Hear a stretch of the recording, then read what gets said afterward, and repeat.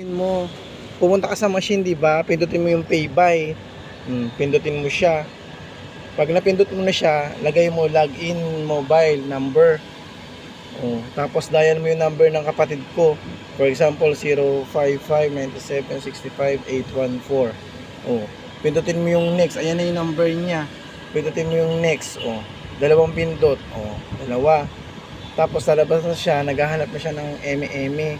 Ngayon, tatype mo, for example, ang pera mong papadala is 50 dirham. 50. Ayan yung 50. Next mo uli.